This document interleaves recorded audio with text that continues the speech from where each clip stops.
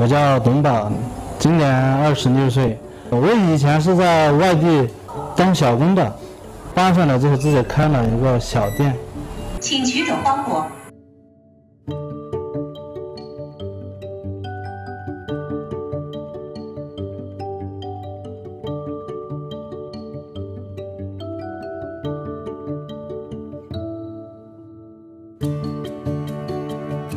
现在这个店最开始一天只有10几个，然后到现在慢慢的从一天10几个到一天100多个、200多个，到现在稳定在300多个左右。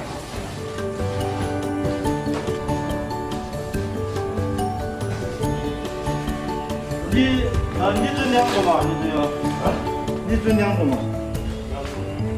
这儿嘛，俺这个2杠2两7。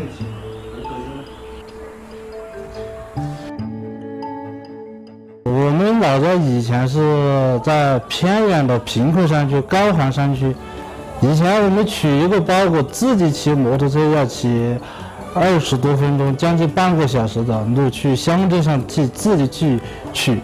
现在自己来取一个包裹，离我们近的只需要1分钟、2分钟的路。我们静安新区呢，从昭通市各个县份都有搬来的，道光县、永山县、宜良县、镇雄县都有。陆续的人搬来之后，我们店一天的收进来包裹有300多个。这同时也反映了我们的静安新区扶贫搬迁的人也慢慢的变多，人们的生活越来越好，购买能力也越来越强。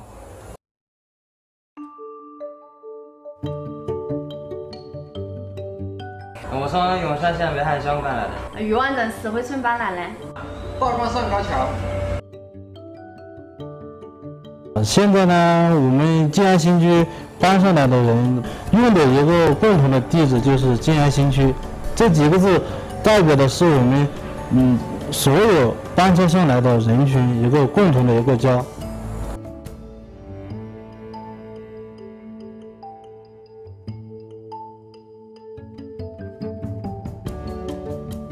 我们相遇在静安，感谢国家让我们把家搬。我们要勤劳和苦干，梦想一定会实现。